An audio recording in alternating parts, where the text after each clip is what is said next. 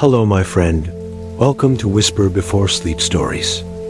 I'm David, your storyteller, sharing timeless tales from ancient legends and medieval myths to modern-day stories full of feeling. Here, you'll be wrapped in a soothing voice, relaxing sounds, and a calming space that helps you release tension, quiet your mind, and fall into a deep, restful sleep. I hope each story brings you a sense of peace, connection, and a touch of magic for your soul before you close the day.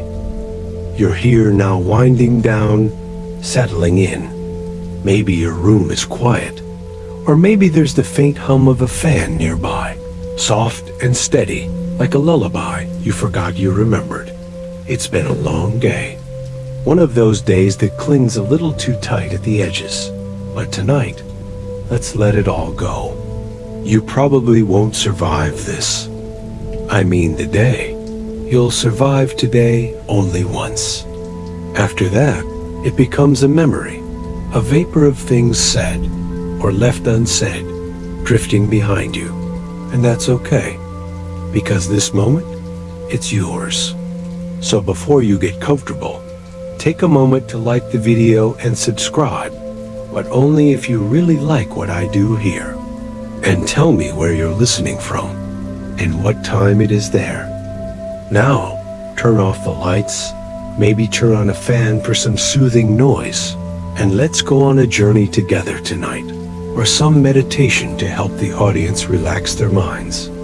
You didn't really mean to take the long way, but when it started to drizzle, just that shy, misty kind of rain, you let your feet follow the stones instead of the street signs. Copenhagen in the rain feels like a place that's remembering itself. The way the light curls through alleyways, soft and silver. The way bicycles lean, rusting gently, beside buildings that seem too narrow for anything but whispers. Your umbrella clicks open, not that it's needed yet, but it makes a satisfying sound. The kind of sound that means you're ready to slow down. You round a corner, past a bakery that smells like cardamom and melted sugar, and then pause. Something tugs. It's a storefront? No, not even that. Just a stone archway half-eaten by ivy, with a pale green door tucked deep in shadow. There's no sign. Only a tiny brass plaque near the base, half covered by moss and weather. Regenduft? It means scent of rain. You step closer, and the smell: wet leaves, old wood, something like lavender, and time grows stronger. The door gives with a soft, sleepy click, as if it's been waiting for you. A little bell tinkles overhead, not sharp, but round and warm. Inside, the space feels timeless. Dust curls like silk in the air. Wooden beams creak overhead, and there are books everywhere. High shelves that climb up the walls, curling ladders, piles on the floor, and a fat gray cat asleep atop a stack of what looks like travel journals from the 1800s. The windows are streaked with rain, softening the city outside into a watercolor blur. You take a breath. The smell is deeper here. Leather bindings, damp paper, a touch of something sweet, maybe orange blossom or bergamot. Welcome. The voice is barely louder than the rain. You turn. The shopkeeper stands behind a polished oak counter, her hands resting on a teacup. She looks like someone drawn in pencil-light lines, soft hair pinned loosely, glasses slipping down her nose.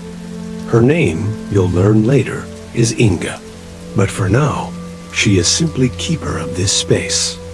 She doesn't ask what you're looking for. Instead, she gestures with her teacup, as if to say, "It's all here. Go ahead." So you do. You wonder. You run your fingers along the spines, some cracked, some gold-leafed, one that's bound in an odd green velvet that sends a pleasant shiver down your arm. In one corner, a reading lamp pools warm yellow light onto a table with mismatched chairs.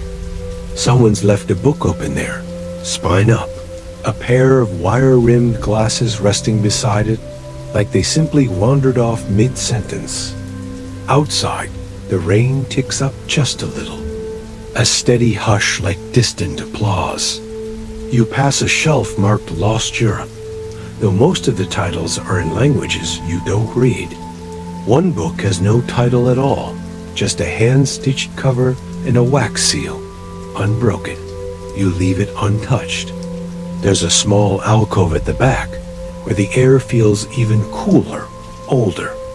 The books here are all blue soft, dusty shades, as if the shelves have chosen a palette of dusk. You pause. One title catches your eye, Cloud Watching for Sailors. You pull it down and flip through strange diagrams of sky shapes, old maritime superstitions, and a curious note in the margins. If clouds travel backward, find shelter. The sea forgets itself then. You smile. Close the book gently. Return it. Inga appears beside you without a sound. That section's a favorite of mine, she says. The books change sometimes. You glance at her. Change? She nods, sipping her tea. When it rains, especially. And just then, the rain outside deepens, as if to confirm it. May I show you something? She asks. You follow her down a narrow hallway, lined with clocks all stopped at different times, and into a small room where the light doesn't quite reach. There's a single pedestal in the center. Upon it, a book bound in indigo leather, covered by a glass dome. Inga lifts it carefully, her fingers reverent. This is the Rain Book, she says. It only opens for those who are listening. You tilt your head. Listening to what? She smiles. The story that's already begun. She leads you there with the book, with the ticking of the rain, with the smell of damp pages and old magic. You sit down, fingertips brushing the leather. The moment stretches long and thin, like a shadow at dusk. And then the book opens. The book doesn't open all at once. Its pages lift just slightly at the corners, almost shy. You place your hand near the edge, carefully, gently, and the cover folds back like it's been waiting for the weight of your fingertips. The first page is blank, so is the second. But on the third, a single line appears, as if drawn there by invisible ink, slowly waking in the rain-scented air. You are already inside the story. You sit with that. The shop feels even quieter now, like the rain has muffled the world outside into soft shapes and slower time. The lamps cast golden halos, and you realize the ticking clocks in the hall has stopped entirely. Or maybe they never ticked to begin with.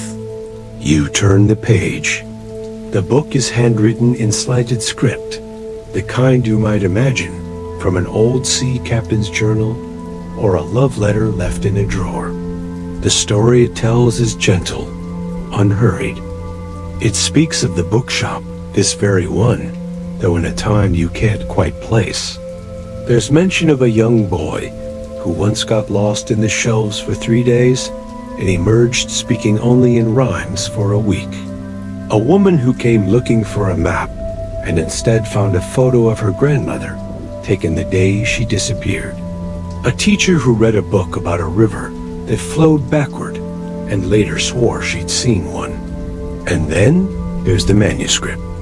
Inga returns just as the rain outside softens to a steady patter. She sets a cup of tea beside you, steam curling upward like a ribbon of quiet thought, chamomile and clove. She sits down across from you, not interrupting, only sipping, watching the way your eyes follow the words. After a moment, she speaks. The book you're holding, there are others like it. Not many. They were part of a series known as the Regenfertlinger Rain Tales. You glance up. They're real? As real as you are, she says with a smile. Or perhaps a little more.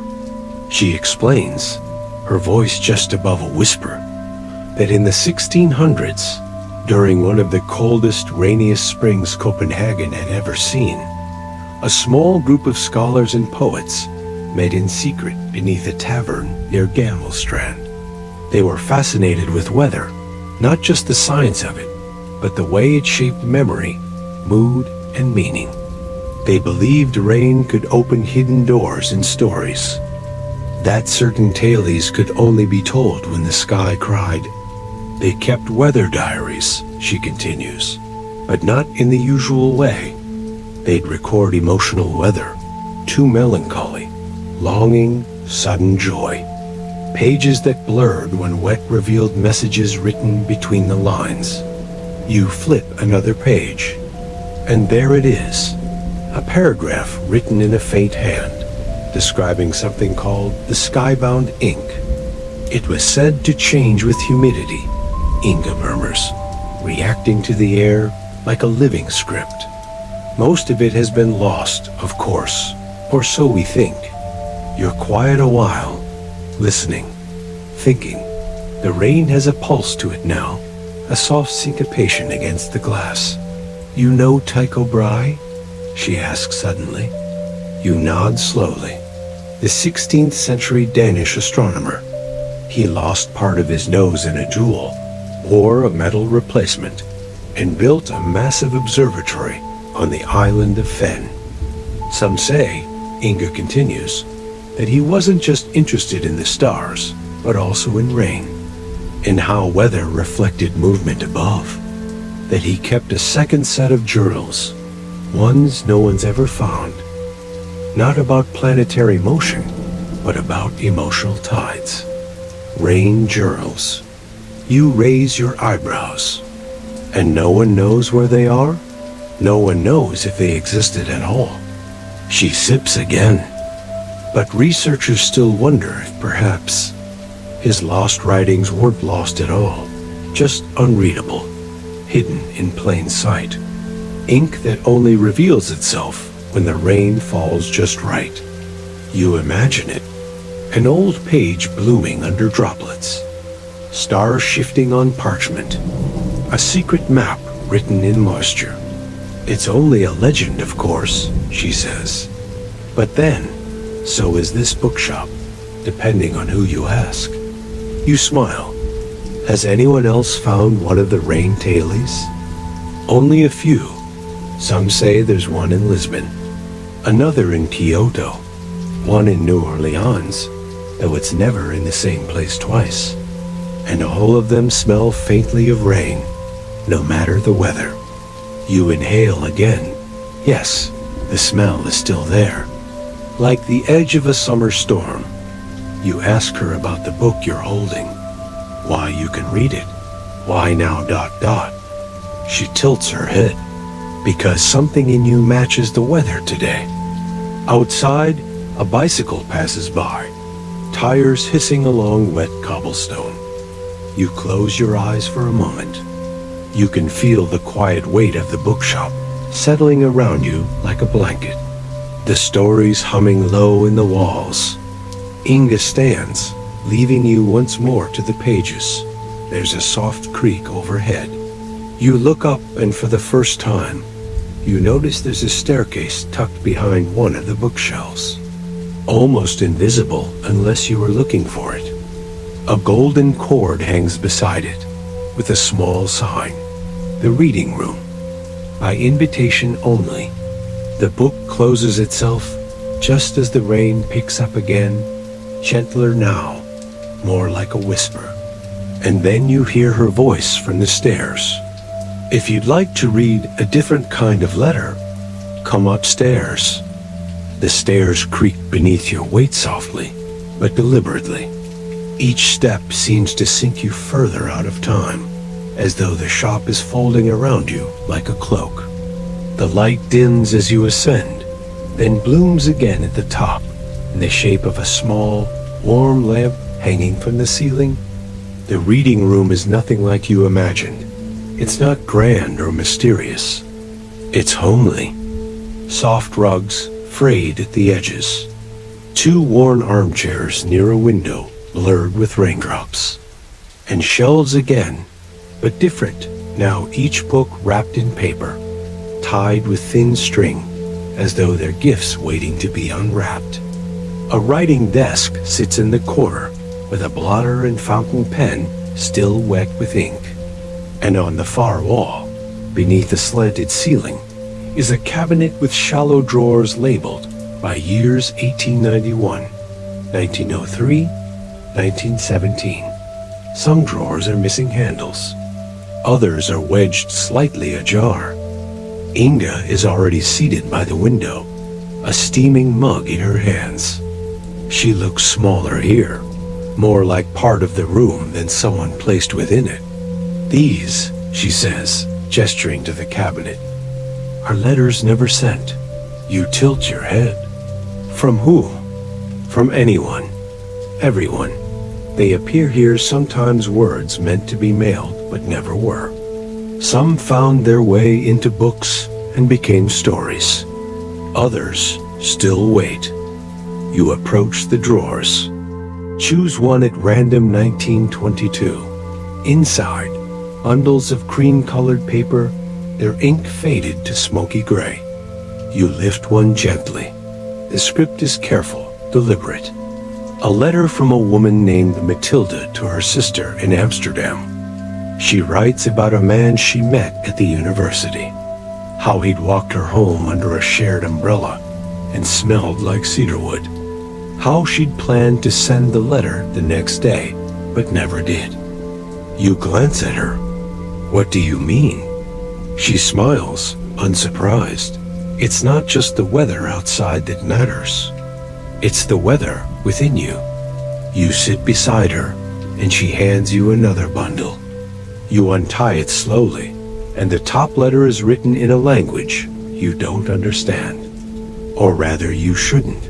Yet somehow, you do. The letter is addressed to the one who found this place. It tells of a girl who visited the shop every Sunday in the 1930s. Her name was Elise. She wore wool gloves even in summer and always brought a folded map with her, though no one ever saw her unfold it.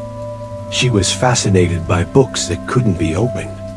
She'd sit for hours beside them, not touching, only listening, as if the stories inside were whispering anyway.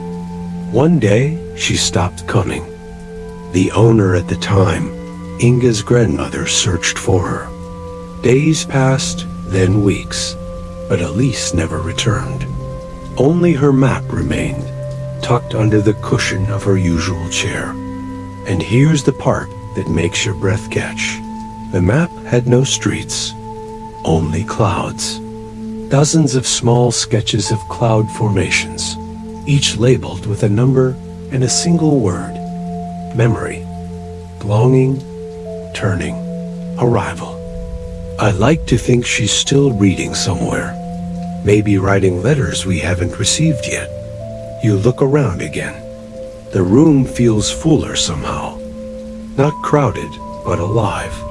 In one corner, you now notice a small display. A leather-bound notebook open to a sketch diagram of Tycho Brahe's supposed rain code. You move closer. It's a swirling blend of symbols and half-familiar notations. Constellations beside raindrops. Compass marks with no north. A small note is taped beside it. Researchers still wonder if Brahe encoded something deeper into his weather observations. A rhythm, a pattern, perhaps even a warning, or a dream. No one knows for sure. You run your fingers along the desk's edge, feeling a faint warmth. Not from sunlight, from the ink. Back at the window, Inga's voice is soft again. Have you ever thought a place could read you? You nod slowly. Yes, right now. She smiles. Then it's working. A rumble of thunder passes far in the distance. Not loud, but grounding. The kind that settles low in the chest. You ask what happens to the letters over time. Some fade, she replies. Some find new readers. Some slip back into the rain. You wonder if you'll write one before you leave. You wonder if you already have. You glance at the desk again. The pen is waiting, but something else tugs at your attention. Now the shelf of wrapped books. Gifts in paper. Quiet promises. You move toward them, choosing one at random. The paper tears softly. Inside, a book with no title. Just a cover textured like stone and the faintest scent of lilac. You open it, and the first words read, "You were always meant to be here." You sit back in the armchair by the window, the unwrapped book cradled in your hands like a living thing. The rain resumes, not in sheets, not in storms, but in that soft, rhythmic way that lulls cities to sleep. You glance back at the page. You were always meant to be here. It doesn't feel like a statement. It feels like a memory. As you read further, the words unfold like fog lifting over a familiar path. The book isn't fiction, not exactly. It weaves stories from fragments of letters, weather reports, ship logs, and diary entries, threaded through with a kind of soft, drifting narrative that doesn't seem written so much as dreamt. The chapters have strange titles, partly clouded regrets, pressure falling over forgotten names, the woman who lived in a forecast. And there she is again, Elise, the girl with the map of clouds. In this version, she's older. No longer a girl in wool gloves, but a quiet archivist in a lighthouse on Bornholm Island, surrounded by shelves of books that rewrite themselves when it rains. It's unclear what's true and what isn't, but the tone never rushes to explain.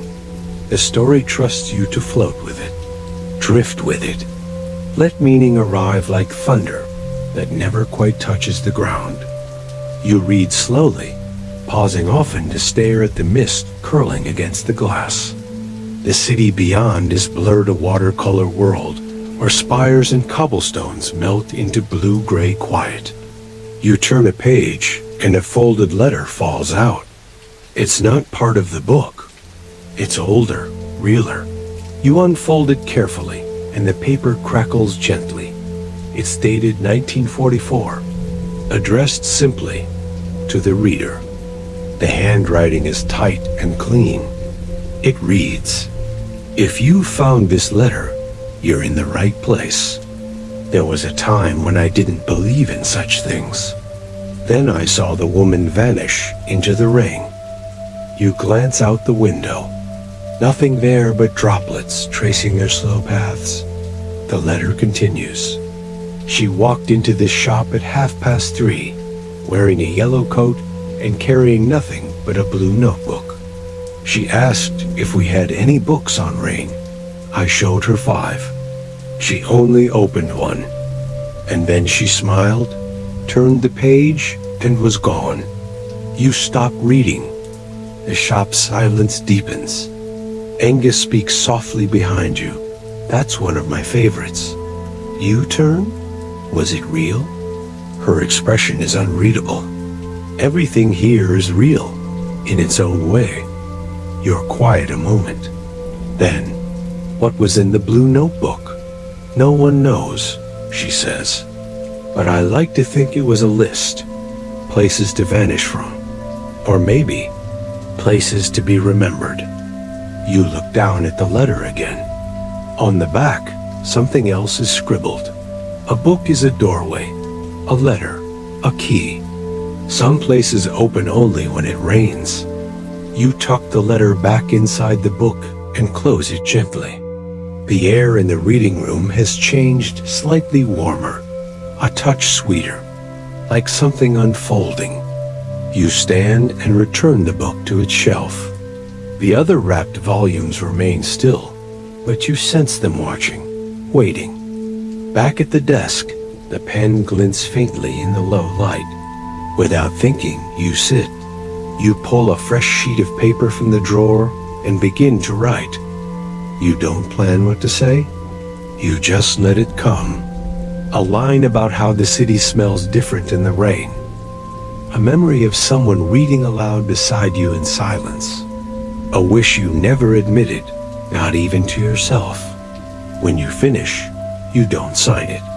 You fold it once, place it inside the open drawer marked future letters. The drawer closes with a soft sigh. Inga stands. You're ready, she says. You nod. Not because you understand, but because you feel it. That quiet internal shift. Like something aligning in the mist. She walks you back downstairs. The clocks are still. The cat is still sleeping, though now on a different stack of books. As you approach the door, she stops you. One last thing. She reaches beneath the counter and hands you a small envelope, sealed in wax with the same symbol etched on the brass plaque outside. A tiny rain cloud over an open eye. Open it when the sky matches how you feel, she says. You slip it into your coat pocket. Then you step outside. The door clicks gently shut behind you. The shop disappears into ivy and stone. And just like that, it's as though it was never there. But the scent lingers. One last thing. She reaches beneath the counter and hands you a small envelope, sealed in wax with the same symbol etched on the brass plaque outside. A tiny rain cloud over an open eye. Open it when the sky matches how you feel, she says. You slip it into your coat pocket. Then you step outside. The door clicks gently shut behind you. The shop disappears into ivy and stone. And just like that, it's as though it was never there. But the scent lingers. If you find yourself looking for something you can't quite name, turn left at the second alley after the bakery. Look for the green door. Don't knock. Just listen. You smile. The clouds shift above you. A thin ribbon of light spills down, silver and warm. You keep walking. In your pocket, the envelope rustles softly. Not yet. The sky outside has shifted, but your heart hasn't quite caught up. You'll know when the moment arrives. The bookshop scent is still with you. Faint, but undeniable. Rain, wood, and something like old violets. You breathe it in without thinking. It's become part of you now. You turn on a small lamp, the kind that makes a room feel like it's wrapping its arms around you. And then, something odd, you notice a small smudge of blue ink on your thumb. You didn't write in blue. You rub it gently, but it doesn't fade. Not entirely. Instead, it seems to shimmer, just a little. Like the last trace of a sentence that hasn't finished forming. That night, you dream of letters. Not words, but feelings wrapped in envelopes. Rain falling backwards. A city where every street ends at the sea. And a window lit by a single lamp, where someone you've never met is reading something you wrote long ago. You wake in the stillness just before dawn. The city hasn't opened its eyes yet. The world feels suspended. The envelope waits on the desk. You reach for it now, slowly, carefully. The wax seal breaks with a soft crack. Inside, one small card. No name, no return address. Just 6 words, written in that same careful hand. You are the story. After all, you sit with that. Let it echo. Something inside you settles, unfolds, like a paper boat placed on a quiet stream. The days pass. The rain returns, as it always does in Copenhagen. It taps gently at your window like a friend who knows not to knock too loudly. You go about your routines, but things have softened around the edges. The world moves slower. You notice more the way the light pools on wet pavement, the sound of pages turning in the library, the smell of ink on your fingers after writing even just a grocery list. And sometimes, in the moments between things, you wonder, was it all real? The shop, the letters, Elise. But then, as you're walking near the bakery one gray morning, you see something that stops you. A girl, maybe 12, in a yellow raincoat, wool gloves even in June. She's pressing her palm against the ivy wall, just beneath where a faint green door used to be. You want to speak, to ask, but she turns and smiles at you, knowing, quiet, like someone who's already halfway through a book you haven't opened yet. And then she walks away, vanishing around the corner before you can decide whether to follow. You stand there a long time. Eventually, you turn to go, but just before you do, the scent returns brief and unmistakable. Rain, ink, and a story waiting to be told. You smile, and somewhere far away, or maybe right here, in the folds of this moment, a letter writes itself. Not for you, not by you, but because of you.